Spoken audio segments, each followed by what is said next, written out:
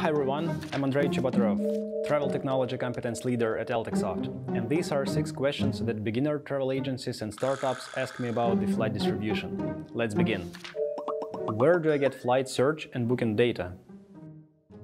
Well, there are many sources you could go to.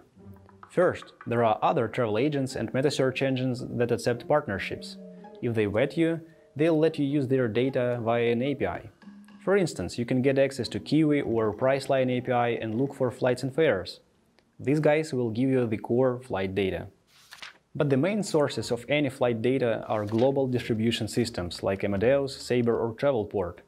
Their APIs help with finding fares, schedules, amenities, content, and more importantly, they allow you to book flights using their APIs. If you need dynamic data like updates to actual flights, current delays, feeds details, check FlightStats or SITA Open API.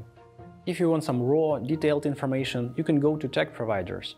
For instance, ATPico, a technology company owned by airlines, is the main source of flight fares and ticket rules.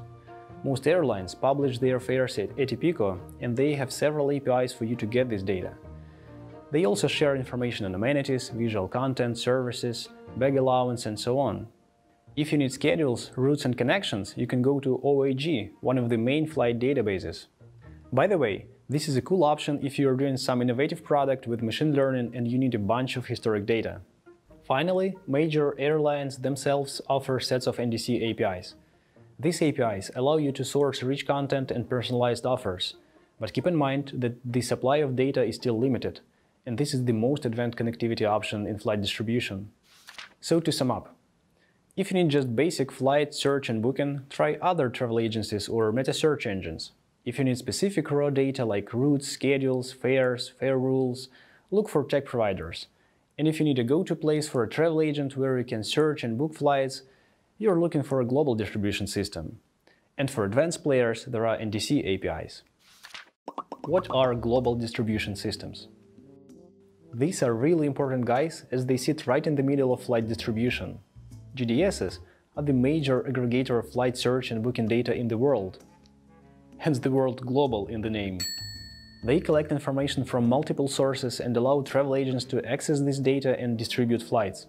So they would get fares and fare rules from ATPico and airlines, they'll access data on amenities, products and services, and finally, they'll access airlines' reservation systems to get data on current availability. The important thing is that GDSs cover most of the airline market. This means that if you work with GDSs, you pretty much have access to most flights out there from about 400 carriers. Only 3 major GDSs exist. This is why it's called an oligopoly market. So there are Amadeus and Travelport European GDSs and Sabre, an American one. Airlines from other continents are also available in these 3, but other markets have a couple of smaller, local distribution systems. Before the internet, GDSs had terminals that allowed travel agents to manually book flights. These terminals still exist, but the major focus is on automation and supporting travel agents with Application Programming Interface, or APIs. APIs allow travel agent portals to automatically access quite a rich flight search. For instance, you can look for the cheapest dates to fly to a certain destination, or you can find airports and car rental spots in a specific location. Besides flights, global distribution systems have access to some hotels, cruises, car rentals, and even railways. And of course, GDS support booking. How to enable flight booking and ticketing? To a common traveler, there is a single process called flight booking. You open an airline or travel agency's website, fill in the data, input payment details, and click a book button. And then you get an email with electronic ticket, right? But for travel agents, it's not that simple.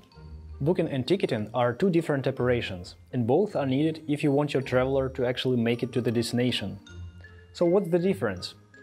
Booking means reserving a seat in an airline computer reservation system, or CRS. Airline CRSs are usually connected directly to global distribution systems, and agents can make reservations via GDSs. The reservation generates a special document in the airline system called Passenger Name Record, or PNR. It contains all reservation data, including passenger's name, itinerary, phone, payment method, and so on. Once PNR is generated, it gets a booking reference number, like this. It actually contains 6 characters and, well, references PNR and all the data contained there. If you check your emails with flights, you can easily find those. So, to make a booking, it's enough for a travel agent to access GDS. But booking is some sort of declaring the intention to purchase a flight. It's not purchasing the flight just yet. And traditional airlines require the second step, ticketing. And this one is a bit trickier. Flight ticket is some sort of a proof that the airline trusts the booking transaction, it trusts the agent, and it trusts the passenger.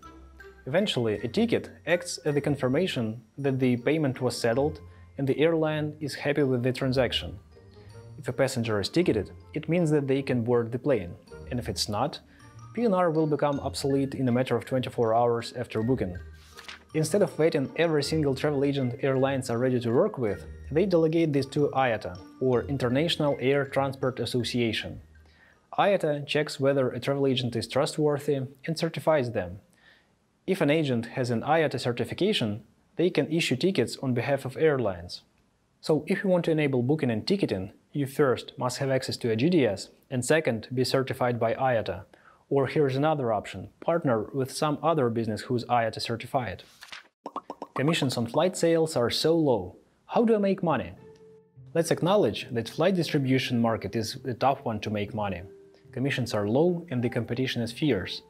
But there are sources of revenue that allow some agents to successfully operate on this market.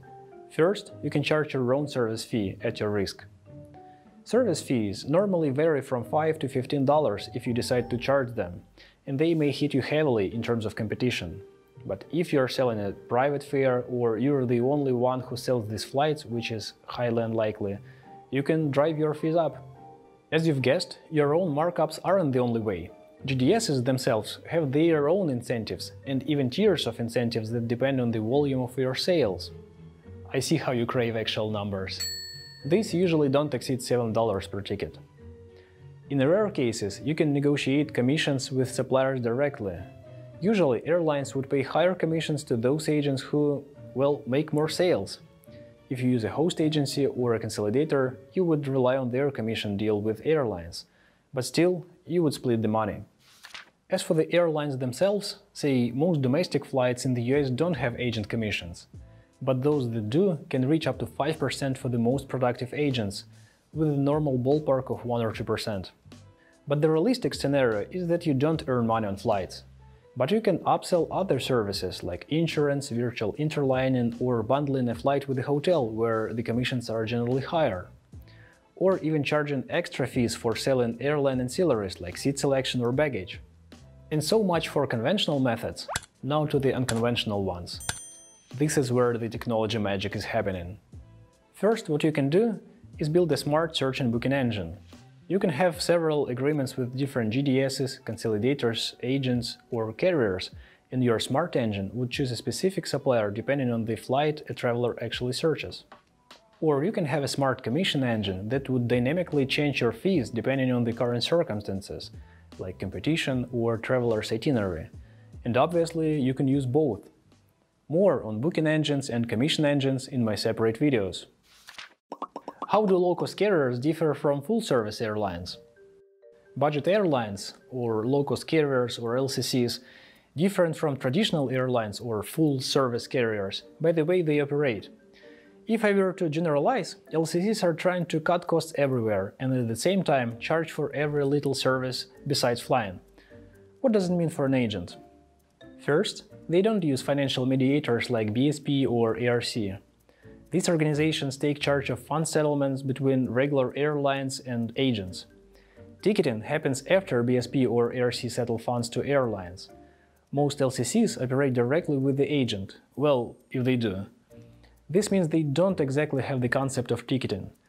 The good news for the agent is that you don't need IATA accreditation to work with LCCs. It's enough to have the access via GDS, you just go there and book flights. But the bad news is while most LCCs are available in GDSs, they prefer selling flights directly, and likely they'll add some surcharge for booking through the agent. Another thing is unbundled services. Budget airlines will sell you seats, food, even offline registration separately for extra fees. Traditional airlines would bundle these services with the flight itself. Since these ancillaries don't usually get taxed, they are a powerful revenue stream for LCCs. Finally, low-cost airlines don't like interlining agreements.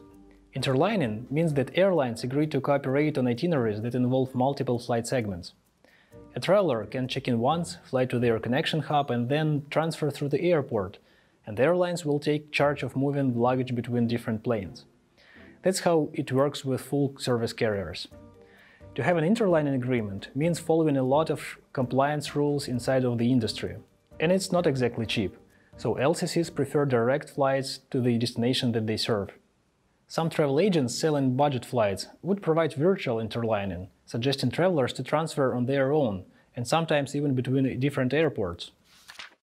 When international flights will resume? When will international travel resume and the number of flights will climb back again? Well, it's a tough one. A lot of countries are setting their entry rules, such as requiring negative tests and quarantines. But this largely depends on the country pair, as each nation decides who they are welcoming and what the entry rules are. These restrictions constantly change, so it's better to check specific pairs in question on governmental websites. What are the predictions? In the UK, most of the travel restrictions were lifted after May 17. This was the point when international travel slowly started to rise again for the country. From late October, Qantas Airlines are planning to revive almost all of its international flights, hoping that the vaccination will be massively rolled out by this point. It's safe to say that we shouldn't expect massive rebound of international travel before the beginning of 2022, and that's the sad news. The good news is that EU and other countries are considering vaccination passports. This means that those who were vaccinated may start active travel earlier than 2022. Okay then, I hope you liked the video and it was informative for you. Leave your questions in the comment section below and I'll be here to answer them. Thank you and stay tuned!